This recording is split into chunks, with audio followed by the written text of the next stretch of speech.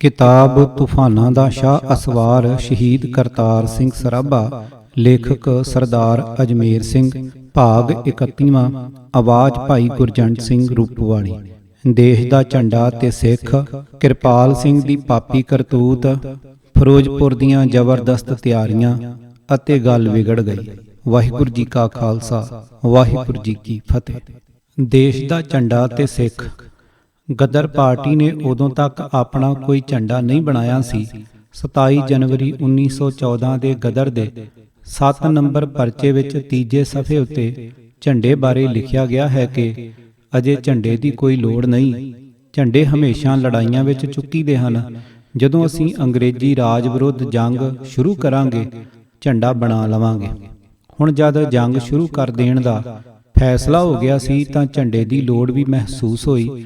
ਗੁਰਚਰਨ ਸਿੰਘ ਸੈਂਸਰਾ ਨੇ ਲਿਖਿਆ ਹੈ ਕਿ ਪਾਰਟੀ ਨੇ ਜਦ ਅਮਰੀਕਾ ਅੰਦਰ ਜੰਗ ਦਾ ਐਲਾਨ ਕੀਤਾ ਤਾਂ ਇਸ ਨੂੰ ਕੌਮੀ ਝੰਡੇ ਦੀ ਲੋੜ ਪਈ।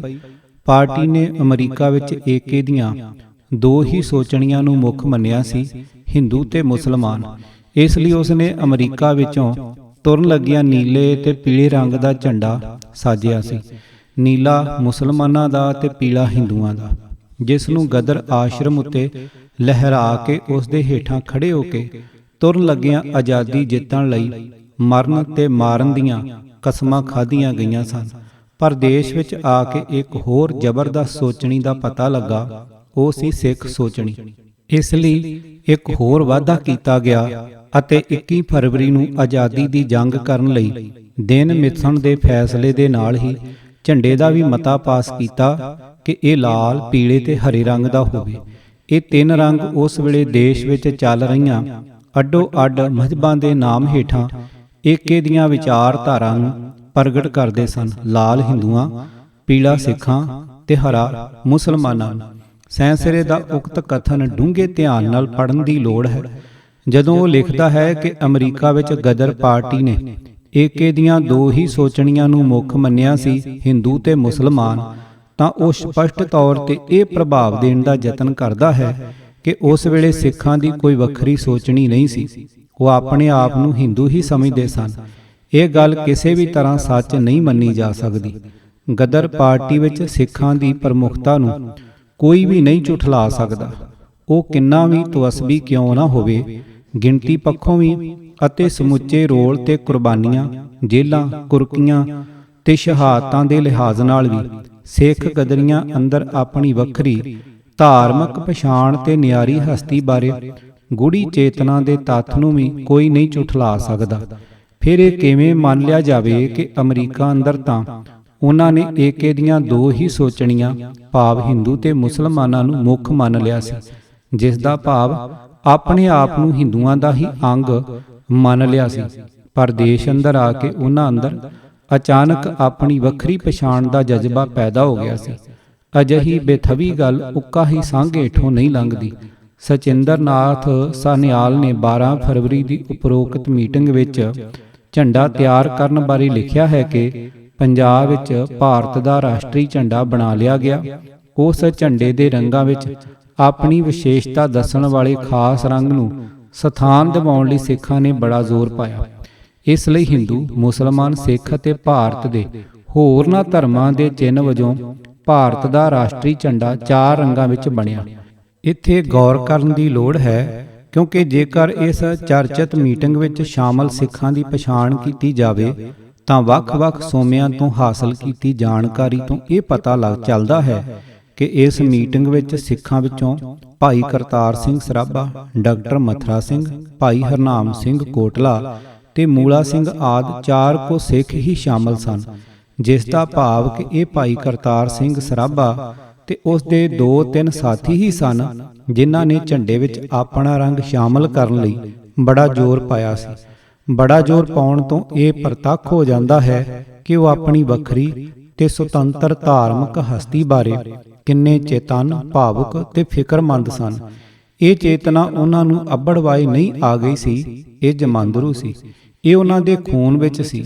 ਨੈਪੋਲੀਅਨ ਨੇ ਕਿਹਾ ਸੀ ਕਿ ਕੌਮਾਂ ਦੇ ਜੀਵਨ ਵਿੱਚ ਕੁਝ ਮੌਕੇ ਅਜਿਹੇ ਆਉਂਦੇ ਹਨ ਜਦੋਂ ਉਹ ਦਿਮਾਗ ਦੀ ਥਾਂ ਲਹੂ ਨਾਲ ਸੋਚਣ ਲੱਗਦੀਆਂ ਹਨ। ਸਿੱਖ ਇਨਕਲਾਬੀ ਉਸ ਵੇਲੇ ਅਜਿਹੀ ਹੀ ਮਨੋ ਅਵਸਥਾ ਵਿੱਚੋਂ ਗੁਜ਼ਰ ਰਹੇ ਸਨ। ਇਹ ਉਹਨਾਂ ਦੀ ਸਿੱਖ ਵਿਸ਼ੇਸ਼ਤਾ ਸੀ। ਇੱਕ ਗੱਲ ਹੋਰ, ਮੀਟਿੰਗ ਵਿੱਚ ਸ਼ਾਮਲ ਸਿੱਖਾਂ ਨੂੰ ਝੰਡੇ ਵਿੱਚ ਆਪਣਾ ਰੰਗ ਸ਼ਾਮਲ ਕਰਵਾਉਣ ਲਈ ਜੇਕਰ ਜ਼ੋਰ ਲਾਉਣਾ ਪਿਆ ਸੀ ਤਾਂ ਇਸ ਦਾ ਮਤਲਬ ਹੈ ਕਿ ਮੀਟਿੰਗ ਵਿੱਚ ਸ਼ਾਮਲ ਗੈਰ ਸਿੱਖਾਂ ਵਿੱਚੋਂ ਕਿਸੇ ਨੇ ਇਸ ਦਾ ਵਿਰੋਧ ਕੀਤਾ ਹੋਵੇਗਾ। ਇਹ ਵਿਰੋਧ ਰਾਸ ਬਿਹਾਰੀ ਬੋਸ ਨੇ ਹੀ ਕੀਤਾ ਹੋਵੇਗਾ, ਕਿਉਂਕਿ ਗੈਰ ਸਿੱਖ ਗਦਰੀਆਂ ਵਿੱਚੋਂ ਅਜਿਹੀ ਸਿੱਖ ਵਿਰੋਧੀ ਮਾਨਸਿਕਤਾ ਵਾਲਾ ਕੋਈ ਵੀ ਬੰਦਾ ਨਹੀਂ ਸੀ। ਸਿੱਖਾਂ ਨੂੰ ਹਿੰਦੂ ਸਮਝਣ ਦੀ ਸੋਚ ਤੇ ਭਾਵਨਾ ਬੰਗਾਲੀ ਹਿੰਦੂ ਰਾਸ਼ਟਰਵਾਦੀਆਂ ਦੀ ਵਿਸ਼ੇਸ਼ਤਾ ਸੀ। ਸੋ ਇਸ ਤੋਂ ਰਾਸ ਬਿਹਾਰੀ ਤੇ ਬੰਗਾਲ ਦੇ ਦੂਸਰੇ ਹਿੰਦੂ ਕ੍ਰਾਂਤੀਕਾਰੀਆਂ ਦੀ ਹਿੰਦੂ ਮਾਨਸਿਕਤਾ ਸਿੱਖ ਕੌਮ ਦੀ ਵੱਖਰੀ ਤੇ ਵਿਲੱਖਣ ਹਸਤੀ ਨੂੰ ਮੰਨਣ ਤੋਂ ਇਨਕਾਰੀ ਹੋਣਾ ਸਾਫ਼ ਪ੍ਰਗਟ ਹੋ ਜਾਂਦੀ ਹੈ। ਸਰਕਾਰੀ ਸੂਤਰਾਂ ਅਨੁਸਾਰ ਝੰਡਾ ਤੈਅ ਕਰ ਲੈਣ ਉਪਰੰਤ ਭਾਈ ਕਰਤਾਰ ਸਿੰਘ ਸਰਾਭਾ ਉਸੇ ਮੌਕੇ ਬਾਜ਼ਾਰ ਜਾ ਕੇ 3 ਵੱਖ-ਵੱਖ ਰੰਗਾਂ ਦੇ ਕੱਪੜਿਆਂ ਦੇ ਥਾਨ ਖਰੀਦ ਲਿਆਇਆ ਸੀ। ਇਸ ਤੋਂ ਝੰਡੇ ਪ੍ਰਤੀ ਉਸ ਦੇ ਜਜ਼ਬਾਤ ਦਾ ਸਾਫ਼ ਪਤਾ ਚੱਲ ਜਾਂਦਾ ਹੈ। ਫਿਰ ਗਦਰੀਆਂ ਨੇ ਉਸੇ ਵੇਲੇ ਰਲ ਮਿਲ ਕੇ ਅੱਡ-ਅੱਡ ਰੰਗਾਂ ਦੇ ਕੱਪੜਿਆਂ ਦੇ ਟੋਟਿਆਂ ਨੂੰ ਆਪਸ ਵਿੱਚ ਸਿਉਂ ਕੇ ਝੰਡੇ ਤਿਆਰ ਕੀਤੇ ਸਨ। ਇਹ ਝੰਡੇ ਫਿਰ ਵੱਖ-ਵੱਖ ਥਾਵਾਂ ਤੇ ਭੇਜੇ ਗਏ ਸਨ। 21 ਫਰਵਰੀ ਨੂੰ ਇਹ ਝੰਡੇ ਬਗਾਵਤ ਦੇ ਸਾਰੇ ਕੇਂਦਰਾਂ ਤੇ ਛਾਉਣੀਆਂ ਤੋਂ ਲੈ ਕੇ ਸ਼ਹਿਰਾਂ ਪਿੰਡਾਂ ਤੱਕ ਝੁਲਾਏ ਜਾਣੇ ਸਨ। ਕਰਤਾਰ ਸਿੰਘ ਸਰਾਭਾ ਤੇ ਪਿਗਲੇ ਲੁਧਿਆਣੇ ਤੇ ਫਿਰੋਜ਼ਪੁਰ ਵਿਖੇ ਸਾਰੇ ਕਾਰਜ ਨਿਪਟਾ ਕੇ ਮਿੱਥੇ ਪ੍ਰੋਗਰਾਮ ਅਨੁਸਾਰ 14 ਫਰਵਰੀ ਨੂੰ ਲਾਹੌਰ ਮੁੜ ਆਏ। 12 ਫਰਵਰੀ ਦੀ ਮੀਟਿੰਗ ਵਿੱਚ ਹੀ 14 ਨੂੰ ਮੁੜ ਮਿਲ ਬੈਠਣ ਦਾ ਫੈਸਲਾ ਕੀਤਾ ਗਿਆ ਸੀ, ਤਾਂ ਜੋ ਸਾਰੇ ਕੰਮਾਂ ਦਾ ਘੋਖਵਾਂ ਜਾਇਜ਼ਾ ਲੈ ਕੇ ਨਜ਼ਰਾਂ ਵਿੱਚ ਆਈਆਂ ਖਾਮੀਆਂ ਦੂਰ ਕਰ ਲਈਆਂ ਜਾਣ ਅਤੇ 21 ਦੀ ਬਗਾਵਤ ਲਈ ਤਿਆਰੀਆਂ ਨੂੰ ਹੋਰ ਠੋਸ ਰੂਪ ਦਿੱਤਾ ਜਾਵੇ। ਇਸ ਤਰ੍ਹਾਂ 14 ਫਰਵਰੀ ਨੂੰ ਲਾਹੌਰ ਦੇ ਮੋਚੀ ਗੇਟ ਵਾਲੇ ਚੁਬਾਰੇ ਵਿੱਚ ਰਾਸ ਬਿਹਾਰੀ ਬੋਸ, ਕਰਤਾਰ ਸਿੰਘ ਸਰਾਭਾ, ਵਿਸ਼ਨੂੰ ਗਣੇਸ਼ ਪਿਗਲੇ, ਨਿਧਾਨ ਸਿੰਘ ਚੁੱਗਾ, ਡਾਕਟਰ ਮਥਰਾ ਸਿੰਘ, ਜਵੰਦ ਸਿੰਘ ਨੰਗਲ ਕਲਾਂ, ਜਗਤ ਸਿੰਘ ਸੁਰ ਸਿੰਘਿਆ, ਹਿਰਦੇ ਰਾਮ, ਪਰਮਾਨੰਦ ਝਾਂਸੀ, ਅਰਜਨ ਸਿੰਘ ਖੁਖਰਾਨਾ, ਗੁਰਮੁਖ ਸਿੰਘ ਲਲਤੋਂ, ਹਰਨਾਮ ਸਿੰਘ ਕੋਟਲਾ, ਹਰਨਾਮ ਸਿੰਘ ਸਿਆਲਕੋਟੀ, ਸੱਜਣ ਸਿੰਘ ਨਾਰੰਗਵਾਲ, ਕਿਰਪਾਲ ਸਿੰਘ ਬੋਪਾ ਰਾਏ, ਖੜਕ ਸਿੰਘ ਮਕਰਲੇ ਤਿੰਨੋਂ ਲੁਧਿਆਣੇ ਦੇ ਵਿਦਿਆਰਥੀ ਸਨ ਆਦਿ ਇਕੱਠੇ ਹੋਏ।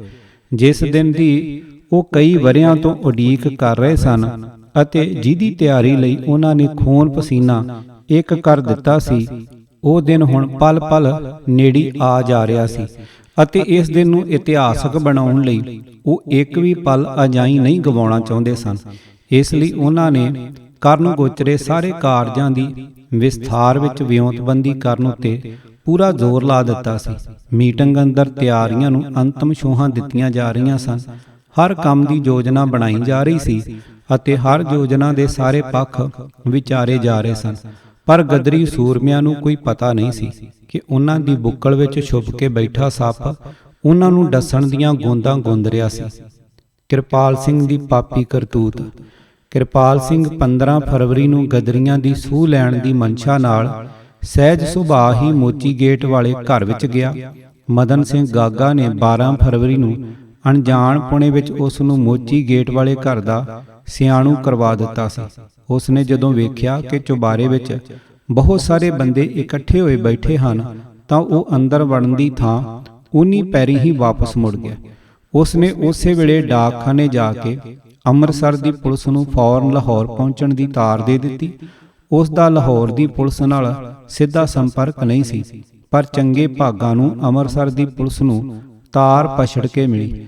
ਇਸ ਕਰਕੇ ਉਸ ਦਿਨ ਪੁਲਿਸ ਨਾ ਆ ਸਕੀ, ਜਿਸ ਨਾਲ ਗਦਰੀਆਂ ਦੇ ਸਿਰ ਉੱਤੋਂ ਉਸ ਦਿਨ ਤਾਂ ਇਹ ਕਿਰਪਾਲ ਸਿੰਘ ਨੂੰ ਬਗਾਵਤ ਬਾਰੇ ਪਤਾ ਲੱਗ ਚੁੱਕਾ ਸੀ। ਇਸ ਦੀ ਇਤਲਾਹ ਉਸ ਨੇ ਪੁਲਿਸ ਨੂੰ ਦੇ ਦਿੱਤੀ ਸੀ। ਅਗਲੇ ਦਿਨ 16 ਫਰਵਰੀ ਨੂੰ ਕਿਰਪਾਲ ਸਿੰਘ ਨੂੰ 23ਵੇਂ ਰਸਾਲੇ ਵਿੱਚ ਬਗਾਵਤ ਦੀ ਤਰੀਕ ਦਾ ਸੁਨੇਹਾ ਲਾਉਣ ਲਈ ਮੀਆਂ ਮੀਰ ਮਦਨ ਸਿੰਘ ਗਾਗਾ ਦੀ ਦੁਕਾਨ ਉੱਤੇ ਭੇਜਿਆ ਗਿਆ, ਪਰ ਉਹ ਮੀਆਂ ਮੀਰ ਜਾਣ ਦੀ ਥਾਂ ਤਾਰ ਦੇ ਕੇ ਸੱਦੀ ਪੁਲਿਸ ਦਾ ਪਤਾ ਕਰਨ ਲਈ ਮੋਚੀ ਗੇਟ ਵਾਲੇ ਮਕਾਨ ਤੋਂ ਸਿੱਧਾ ਰੇਲਵੇ ਸਟੇਸ਼ਨ ਤੇ ਚਲਾ ਗਿਆ। ਸਬੱਬ ਨਾਲ ਉੱਥੇ ਭਾਈ ਨਿਧਾਨ ਸਿੰਘ ਤੇ ਡਾਕਟਰ ਮਥਰਾ ਸਿੰਘ ਵੀ ਸਟੇਸ਼ਨ ਤੇ ਆ ਗਏ। ਉਹਨਾਂ ਨੇ 21 ਦੇ ਸੁਨੇਹੇ ਲਾਉਣ ਲਈ ਗੱਡੀ ਫੜਨੀ ਸੀ। ਜਦੋਂ ਉਹਨਾਂ ਕਿਰਪਾਲ ਸਿੰਘ ਨੂੰ ਉੱਥੇ ਵੇਖਿਆ ਤਾਂ ਉਹਨਾਂ ਨੂੰ ਇੱਕਦਮ ਬਹੁਤ ਹੈਰਾਨੀ ਹੋਈ ਤੇ ਨਾਲ ਹੀ ਮਨ ਵਿੱਚ ਸਵਾਲ ਖੜਾ ਹੋ ਗਿਆ ਕਿ ਉਹਨਾਂ ਨੇ ਤਾਂ ਉਸ ਨੂੰ ਮੀਆਂ ਮੀਰ ਭੇਜਿਆ ਸੀ, ਫਿਰ ਉਹ ਉੱਥੇ ਜਾਣ ਦੀ ਬਜਾਏ ਕਿਸੇ ਨੂੰ ਬਿਨਾਂ ਦੱਸੇ ਸਟੇਸ਼ਨ ਤੇ ਕਿਉਂ ਚਲਾ ਆਇਆ ਸੀ। ਉਹਨਾਂ ਦੇ ਮਨਾਂ ਵਿੱਚ ਸ਼ੰਕਾ ਖੜਾ ਹੋ ਗਿਆ। ਉਹਨਾਂ ਨੇ ਉਸ ਨਾਲ ਤਾਂ ਕੋਈ ਗੱਲ ਨਾ ਕੀਤੀ, ਪਰ ਉਸ ਦੀਆਂ ਹਰਕਤਾਂ ਉੱਤੇ ਨਿਗਾਹ ਰੱਖਣ ਦਾ ਫੈਸਲਾ ਕਰ ਲਿਆ। ਇਸ ਬਾਰੇ ਦੂਸਰਿਆਂ ਬੰਦਿਆਂ ਨੂੰ ਵੀ ਚੌਕਸ ਕਰ ਦਿੱਤਾ। ਉਸ ਵੇਲੇ ਤੱਕ ਉਹਨਾਂ ਨੂੰ ਇਸ ਗੱਲ ਦੀ ਕੋਈ ਖਬਰ ਨਹੀਂ ਸੀ ਕਿ ਉਸ ਨੇ ਤਾਂ ਪਹਿਲਾਂ ਹੀ ਪੁਲਿਸ ਨੂੰ ਆਉਣ ਲਈ ਤਾਰ ਭੇਜ ਦਿੱਤੀ ਹੋਈ ਸੀ। ਉਸ ਦੀ ਬੁਲਾਈ ਪੁਲਿਸ ਤਾਂ ਆ ਗਈ, ਪਰ ਉਸ ਦਿਨ ਮੋਚੀ ਗੇਟ ਵਾਲੇ ਘਰ ਵਿੱਚ ਕੇਵਲ 3 ਜਣੇ ਹੀ ਸਨ। ਬਾਕੀ ਸਾਰੇ ਆਪੋ ਆਪਣੇ ਮਿਸ਼ਨਾਂ ਤੇ ਚਲੇ ਗਏ ਸਨ। ਇਸ ਕਰਕੇ ਪੁਲਿਸ ਨੇ ਉਸੇ ਵੇਲੇ ਛਾਪਾ ਮਾਰਨ ਦੀ ਬਜਾਏ ਵੱਧ ਬੰਦੇ ਫਾਉਣ ਲਈ ਘਰ ਦੇ ਇਰਦ ਗਿਰਦ ਆਪਣਾ ਜਾਲ ਵਿਛਾ ਦਿੱਤਾ। ਸਾਦਾ ਕੱਪੜਿਆਂ ਵਿੱਚ ਪੁਲਿਸ 4 ਚੁਫੇਰੇ ਤੈਨਾਤ ਕਰ ਦਿੱਤੀ ਗਈ। ਲਿਆਕਤ ਹਯਾਤ ਖਾਨ ਨੇ ਵੱਡੀ ਮਾਰ ਮਾਰਨ ਲਈ ਲਾਹੌਰ ਹੀ ਡੇਰੇ ਲਾ ਲਏ ਸਨ। ਪੁਲਿਸ ਨੂੰ ਕਿਰਪਾਲ ਸਿੰਘ ਦੇ ਇਸ਼ਾਰੇ ਉੱਤੇ ਫੌਰੀ ਅਮਲ ਕਰਨ ਦੀਆਂ ਹਦਾਇਤਾਂ ਦਿੱਤੀਆਂ ਗਈਆਂ ਸਨ। ਕਿਰਪਾਲ ਸਿੰਘ ਨੂੰ ਇਸੇ ਹੀ ਇੱਕੋ ਮਕਾਨ ਦਾ ਪਤਾ ਸੀ, ਬਾਕੀ ਮਕਾਨਾਂ ਦਾ ਪਤਾ ਨਹੀਂ ਸੀ।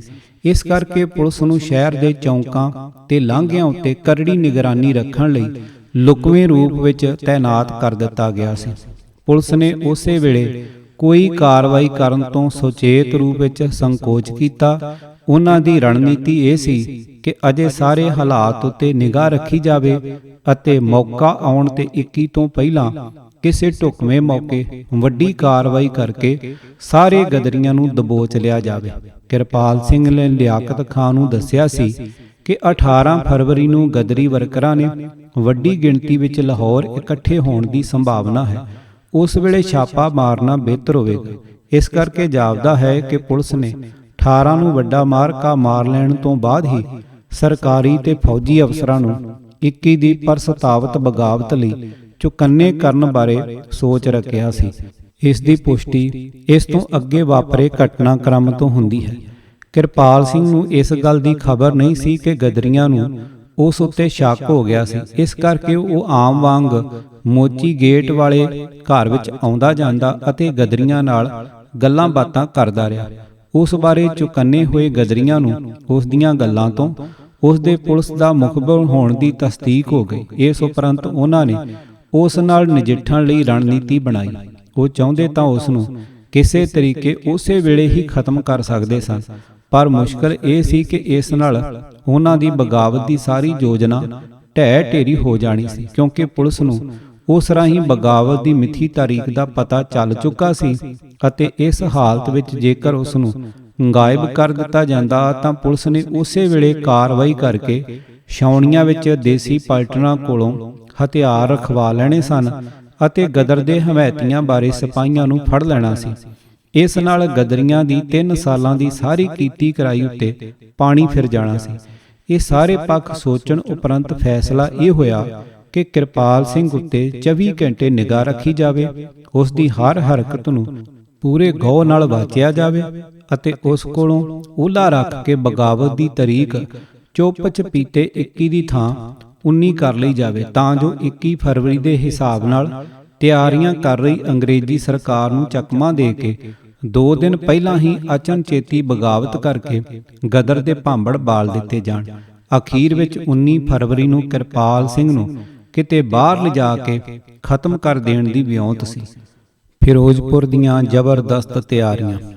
14 ਫਰਵਰੀ ਨੂੰ ਜਿਸ ਵੇਲੇ ਲਾਹੌਰ ਵਿੱਚ ਭਾਈ ਕਰਤਾਰ ਸਿੰਘ ਸਰਾਭਾ ਸਮੇਤ ਬਹੁਤ ਸਾਰੇ ਪ੍ਰਮੁੱਖ ਗਦਰੀ ਮੋਚੀ ਗੇਟ ਵਾਲੇ ਘਰ ਵਿੱਚ 21 ਫਰਵਰੀ ਦੀਆਂ ਤਿਆਰੀਆਂ ਬਾਰੇ ਗਹਿਰ ਗੰਭੀਰ ਵਿਚਾਰਾਂ ਕਰ ਰਹੇ ਸਨ, ਉਸੇ ਵੇਲੇ ਲੁਧਿਆਣਾ ਜ਼ਿਲ੍ਹੇ ਦੇ ਪਿੰਡ ਗੁਜਰਾਂਵਾਲ ਵਿਖੇ ਮਾਲਵੇ ਦੇ ਕੁਝ ਪ੍ਰਮੁੱਖ ਗਦਰੀ ਭਾਈ ਗਾਂਧਾ ਸਿੰਘ ਕੱਚਰਭੰਨ, ਭਾਈ ਈਸ਼ਰ ਸਿੰਘ ਢੁੱਡੀਕੇ, ਭਾਈ ਉੱਤਮ ਸਿੰਘ ਹਾਂਸਾਦ, ਭਾਈ ਰਣਧੀਰ ਸਿੰਘ ਜੀ ਅਤੇ ਉਹਨਾਂ ਦੇ ਜਥੇ ਦੇ ਮੈਂਬਰਾਂ ਨਾਲ ਫਿਰੋਜ਼ਪੁਰ ਦੀ ਛਾਉਣੀ ਤੇ ਹਮਲਾ ਕਰਨ ਦੇ ਪ੍ਰੋਗਰਾਮ ਬਾਰੇ ਅਹਿਮ ਨਿਰਣੇ ਲੈਣ ਲਈ ਇੱਕ ਅਖੰਡ ਪਾਠ ਉੱਤੇ ਇਕੱਠੇ ਹੋਏ। ਅਖੰਡ ਪਾਠ ਦਾ ਭੋਗ ਪਾਉਣ ਤੋਂ ਬਾਅਦ ਦੀਵਾਨ ਸਜਾਇਆ ਗਿਆ ਸੀ, ਜਿਸ ਵਿੱਚ ਸੰਗਤ ਨੂੰ ਗਦਰ ਪਾਰਟੀ ਦੀ ਤਨ ਮਨ ਤੇ ਧਨ ਨਾਲ ਸੇਵਾ ਕਰਨ ਦੀਆਂ ਬੇਨਤੀਆਂ ਕੀਤੀਆਂ ਗਈਆਂ ਸਨ, ਪਰ ਖੁੱਲ੍ਹੇ ਦੀਵਾਨ ਵਿੱਚ ਗਦਰ ਦੀ ਠੋਸ ਪਲਾਨ ਬਾਰੇ ਕੁਝ ਨਹੀਂ ਦੱਸਿਆ ਗਿਆ ਸੀ।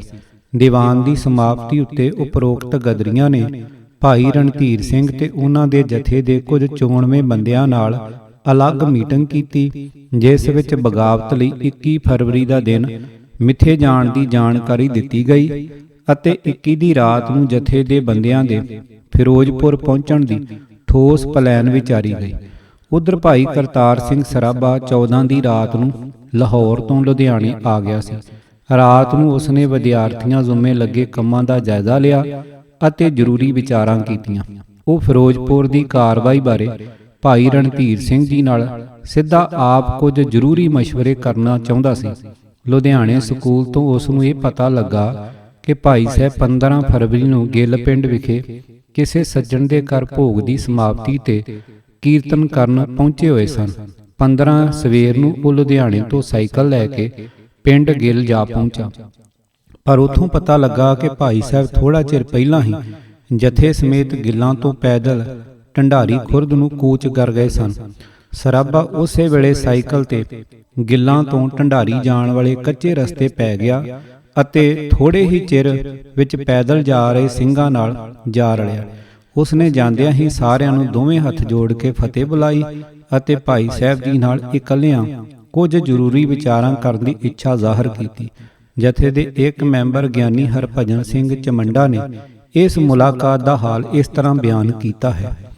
19 ਫਰਵਰੀ ਦੀ ਤਾਰੀਖ ਨੂੰ ਗਦਰ ਦੀ ਇਤਲਾਹ ਦੇਣ ਵਾਸਤੇ ਕਰਤਾਰ ਸਿੰਘ ਆਪ ਭਾਈ ਸਾਹਿਬ ਨੂੰ ਪਿੰਡ ਗਿੱਲ ਤੋਂ ਢੰਡਾਰੀ ਖੁਰਦ ਨੂੰ ਜਾਣ ਵਾਲੇ ਕੱਚੇ ਰਾਹ ਉੱਤੇ ਮਿਲਿਆ।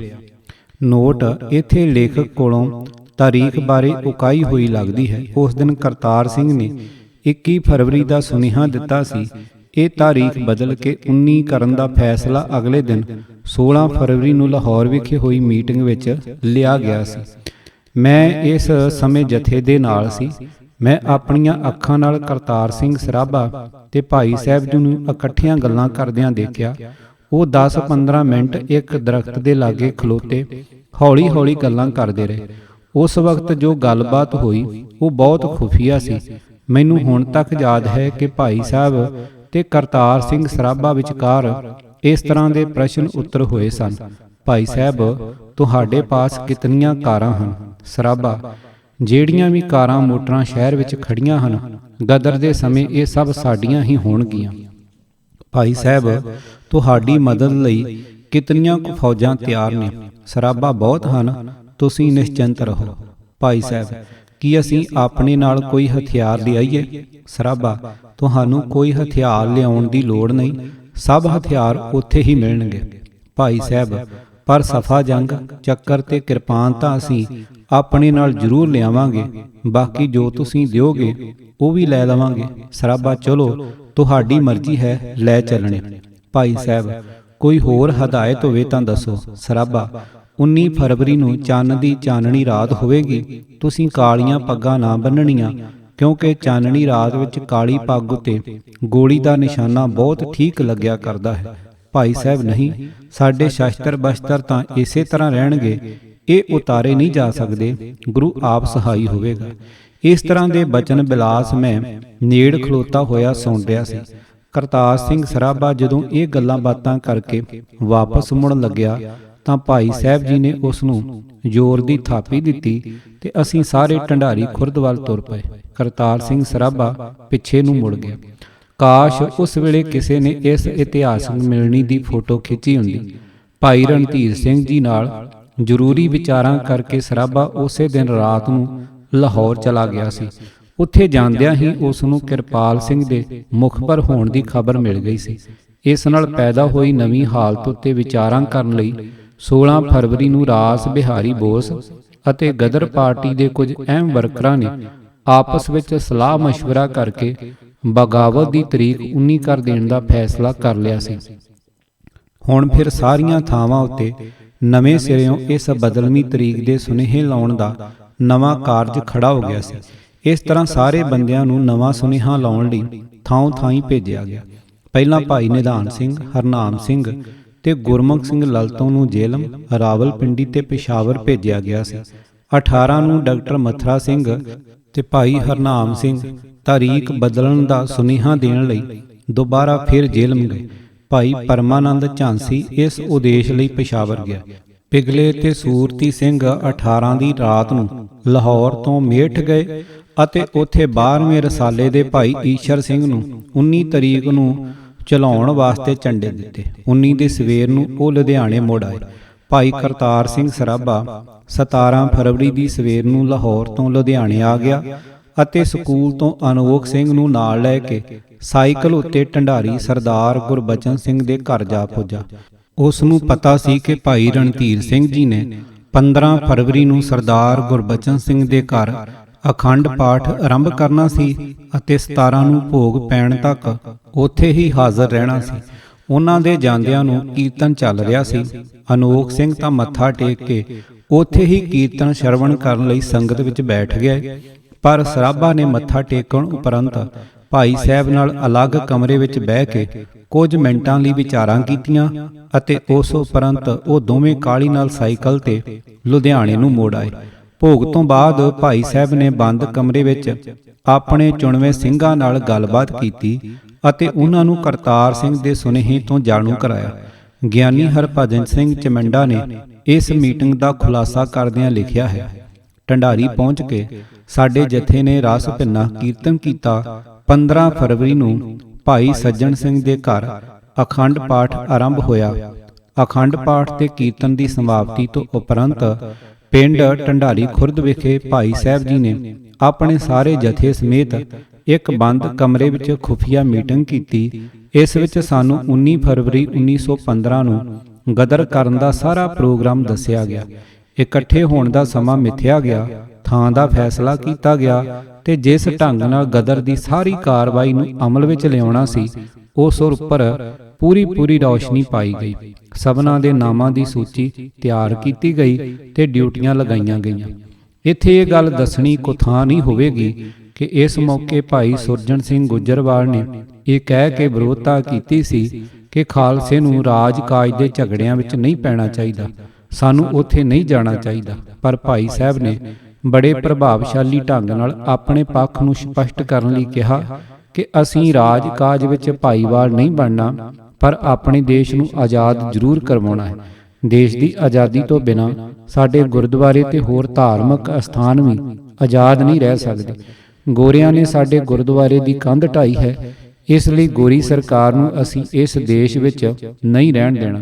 ਸਾਨੂੰ ਫਿਰੋਜ਼ਪੁਰ ਪਹੁੰਚ ਕੇ ਗਦਰ ਵਿੱਚ ਜ਼ਰੂਰ ਸ਼ਾਮਲ ਹੋਣਾ ਚਾਹੀਦਾ ਹੈ। ਫਿਰ ਕੀ ਸੀ, ਮਤਾ ਪਾਸ ਹੋ ਗਿਆ ਤੇ ਸਭਨਾਂ ਨੂੰ ਹਦਾਇਤ ਕੀਤੀ ਗਈ ਕਿ 19 ਫਰਵਰੀ ਨੂੰ ਸਭ ਨਾਰੰਗਵਾਲ ਭਾਈ ਸਾਹਿਬ ਦੇ ਘਰ ਪਹੁੰਚ ਜਾਓ। ਉੱਥੇ ਹੀ ਫੌਜਾਂ ਇਕੱਠੀਆਂ ਹੋਣਗੀਆਂ। ਮੁਹਮਰਨੇ ਕਾ ਚਾਓ ਹੈ, ਮਰਨ ਤੋਂ ਤਾਂ ਸਾਰੇ ਡਰਦੇ ਨੇ, ਪਰ ਉਹ ਦ੍ਰਿਸ਼ ਕਿਤਨਾ ਹੀ ਅਦਭੁਤ ਅਤੇ ਆਚਰਜਮਈ ਹੋਵੇਗਾ ਜਦੋਂ ਅਸੀਂ ਸਾਰੇ ਮਰਨ ਦੇ ਚਾਅ ਨਾਲ ਕੁਰਬਾਨ ਹੋਣ ਵਾਸਤੇ ਪਰਵਾਨਿਆਂ ਦੀ ਤਰ੍ਹਾਂ ਨਾਰੰਗਵਾਲ ਵਿਖੇ ਇਕੱਠੇ ਹੋ ਗਏ। ਢੰਡਾਰੀ ਤੋਂ ਮੁੜ ਕੇ ਸਰਾਭਾ, ਪਿਗਲੇ ਤੇ ਅਨੋਖ ਸਿੰਘ ਫਿਰੋਜ਼ਪੁਰ 9ਵੀਂ ਤਰੀਕ ਦਾ ਸੁਨੇਹਾ ਲਾਉਣ ਲਈ ਚਲੇ ਗਏ। ਉੱਥੇ 18 ਨੂੰ ਸਵੇਰੇ ਹੀ ਉਹ ਫਿਰ ਸਿੱਧੇ ਲਾਹੌਰ ਚਲੇ ਗਏ। ਲਾਹੌਰ ਤੋਂ ਸਾਹਿਬ ਦੇ ਝੰਡੇ ਆਦ ਲੈ ਕੇ ਉਸੇ ਰਾਤ ਫਿਰ ਫਿਰੋਜ਼ਪੁਰ ਮੁੜ ਆਏ। ਉਸੇ ਰਾਤ ਨੂੰ ਉਹਨਾਂ ਛਾਉਣੀ ਵਿਚਲੇ ਹਸਪਤਾਲ ਅੰਦਰ 26 ਨੰਬਰ ਪਲਟਣ ਦੇ ਕਿਰਪਾ ਸਿੰਘ, ਲਾਭ ਸਿੰਘ ਤੇ ਫੁੰਮਣ ਸਿੰਘ ਨੂੰ ਪਲਟਣ ਵਿੱਚ ਵੰਡਣ ਲਈ ਗਦਰੀ ਸਾਹਿਤ ਦਿੱਤਾ। ਇਸ ਦੇ ਨਾਲ ਹੀ ਉਹਨਾਂ ਨੇ ਸਿਪਾਹੀਆਂ ਨਾਲ ਬੈਠ ਕੇ ਬਗਾਵਤ ਦੀ ਪਲਾਨ ਨੂੰ ਅੰਤਮ ਛੋਹਾਂ ਦਿੱਤੀਆਂ। ਉਹ 19 ਦੀ ਰਾਤ ਤੱਕ ਫਿਰੋਜ਼ਪੁਰ ਵਿੱਚ ਜਾਂ ਇਸ ਦੇ ਨੇੜੇ ਤੇੜੇ ਹੀ ਸਮਾਂ ਲੰਘਾਉਂਦੇ ਰਹੇ। ਗੱਲ ਵਿਗੜ ਗਈ। ਉਧਰ ਇਸ ਸਾਰੇ ਸਮੇਂ ਦੇ ਦੌਰਾਨ ਕਿਰਪਾਲ ਸਿੰਘ ਆਪਣੇ ਵਿਸ਼ਵਾਸਘਾਤੀ ਕਾਰਜ ਵਿੱਚ ਸਫਲ ਹੋਣ ਲਈ ਗਦਰੀਆਂ ਨਾਲ ਲਗਾਤਾਰ ਧੋਖੇ ਦੀ ਖੇਡ ਖੇਡਦਾ ਰਿਹਾ। ਗਦਰੀ ਵਰਕਰਾਂ ਵੱਲੋਂ ਉਸ ਉੱਤੇ ਕਰੜੀ ਨਿਗਾਹ ਰੱਖਣ ਦੇ ਬਾਵਜੂਦ ਉਸਨੇ ਉਹਨਾਂ ਤੋਂ ਲੁਕ ਲੁਕਾ ਕੇ ਪੁਲਿਸ ਨਾਲ ਮੇਲ ਜੋਲ ਬਣਾਈ ਰੱਖਿਆ। ਗਦਰੀ ਵਰਕਰਾਂ ਨੇ ਆਪਸੀ ਸਲਾਹ ਕਰਕੇ ਕਿਰਪਾਲ ਸਿੰਘ ਨੂੰ 17 ਫਰਵਰੀ ਨੂੰ ਬਹਾਨੇ ਨਾਲ ਦਦੇਹਰ 21 ਦਾ ਸੁਨੇਹਾ ਲਾਉਣ ਲਈ ਭੇਜ ਦਿੱਤਾ ਅਤੇ ਸੱਜਣ ਸਿੰਘ ਨੂੰ ਸਟੇਸ਼ਨ ਤੱਕ ਚੋਰੀ ਛੁਪੇ ਉਸ ਦਾ ਪਿੱਛਾ ਕਰਨ ਲਈ ਕਿਹਾ। ਸੱਜਣ ਸਿੰਘ ਨੇ ਉਸ ਨੂੰ ਰਾਹ ਵਿੱਚ CID ਦੇ ਦਫ਼ਤਰ ਵਿੱਚ ਵੜਦੇ ਵੇਖ ਲਿਆ। ਇਸ ਨਾਲ ਉਹਨਾਂ ਦਾ ਸ਼ੱਕ ਪੱਕਾ ਹੋ ਗਿਆ। ਕਿਰਪਾਲ ਸਿੰਘ CID ਦੇ ਦਫ਼ਤਰ ਵਿੱਚ ਡੇਰਾ ਲਾਈ ਬੈਠੇ ਲਿਆਕਤ ਖਾਨ ਨਾਲ ਲਗਾਤਾਰ ਰਾਬਤਾ ਬਣਾ ਕੇ ਰੱਖ ਰਿਹਾ ਸੀ। ਉਸ ਨੇ ਲਿਆਕਤ ਖਾਨ ਨੂੰ ਆਪਣੇ ਦਦੇਹਰ ਜਾਣ ਬਾਰੇ ਦੱਸਿਆ ਅਤੇ ਉਸ ਨਾਲ ਅਗਲੇ ਦਿਨ 18 ਫਰਵਰੀ ਨੂੰ ਮੁੜ ਆਉਣ ਦਾ ਵਾਅਦਾ ਕਰਕੇ ਉਹ ਦਦੇਰ ਨੂੰ ਚਲਾ ਗਿਆ। ਉਸ ਨੇ ਲਿਆਕਤ ਖਾਂ ਨੂੰ 18 ਫਰਵਰੀ ਨੂੰ ਮੋਚੀ ਗੇਟ ਵਾਲੇ ਚੁਬਾਰੇ ਵਿੱਚ ਹੋਣ ਵਾਲੀ ਸੰਭਾਵਿਤ ਮੀਟਿੰਗ ਮੌਕੇ ਛਾਪਾ ਮਾਰਨ ਲਈ ਤਿਆਰ ਰਹਿਣ ਵਾਸਤੇ ਕਿਹਾ।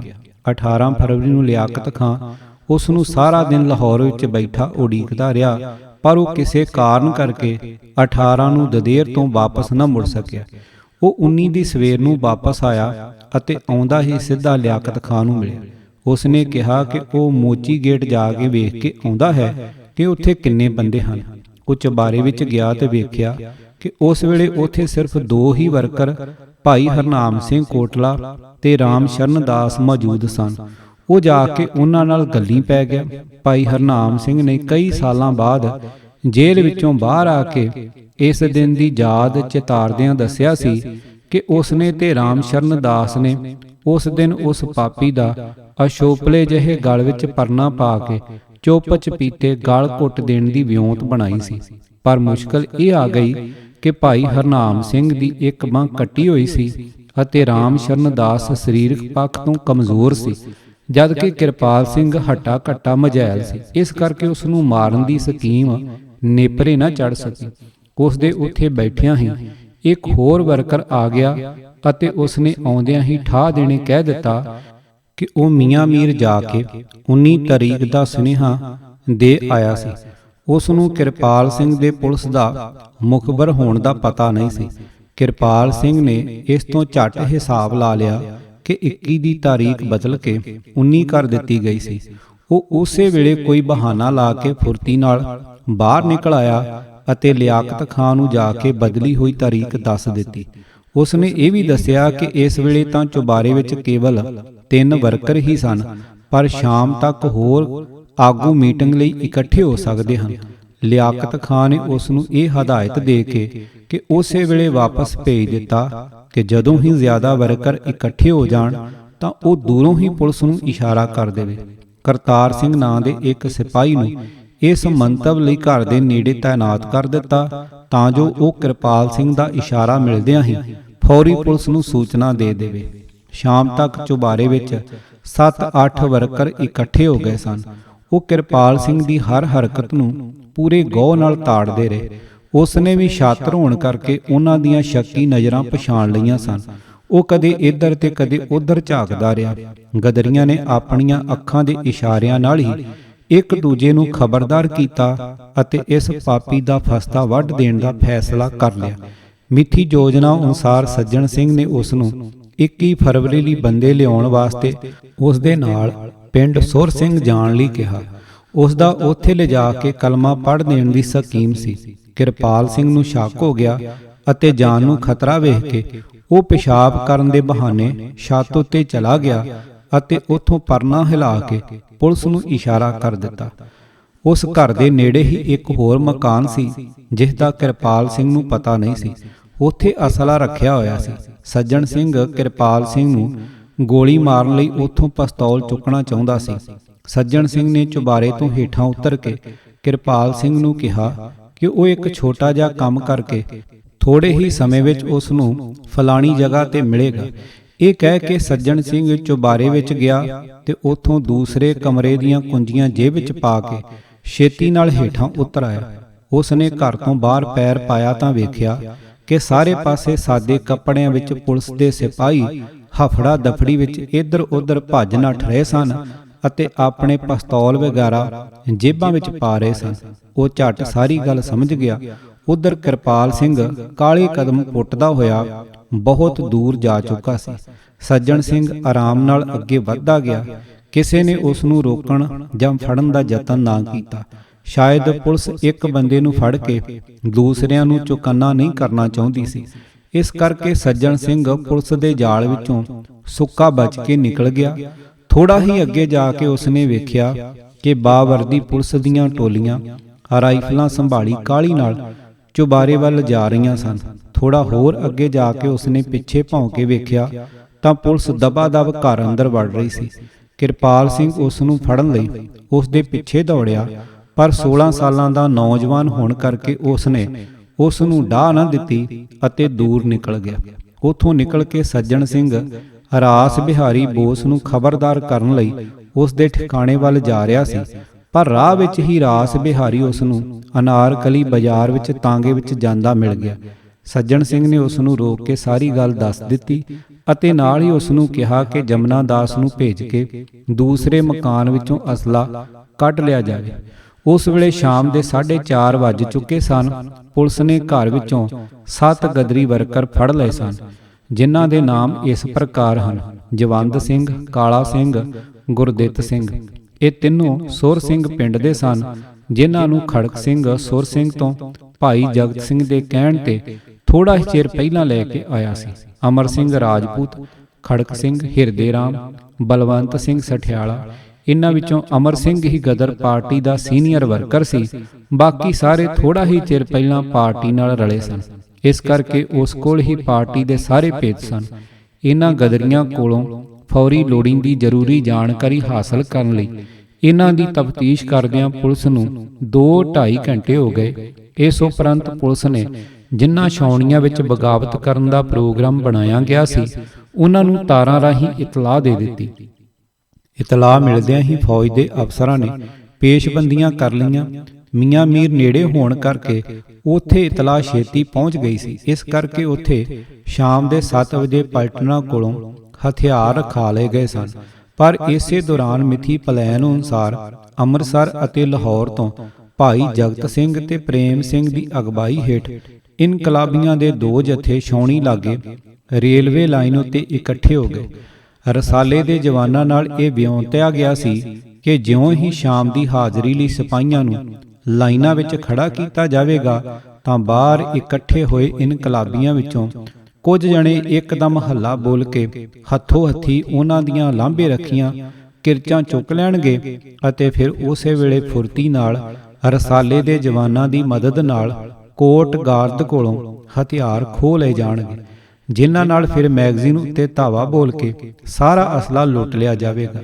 ਪਰ ਜਦੋਂ ਉਹਨਾਂ ਨੇ 23ਵੀਂ ਰੈਜੀਮੈਂਟ ਦੇ ਸਿਪਾਹੀਆਂ ਨੂੰ ਗੋਰੇ ਅਫਸਰਾਂ ਦੀ ਨਿਗਰਾਨੀ ਹੇਠ ਨਿਹੱਥੇ ਪਾਲਾਂ ਵਿੱਚ ਖਲੋਤੇ ਵੇਖ ਲਿਆ ਤਾਂ ਉਹ ਸਮਝ ਗਏ ਕਿ ਸਰਕਾਰ ਕੋਲ ਬਗਾਵਤ ਦਾ ਭੇਦ ਖੁੱਲ੍ਹ ਚੁੱਕਾ ਸੀ।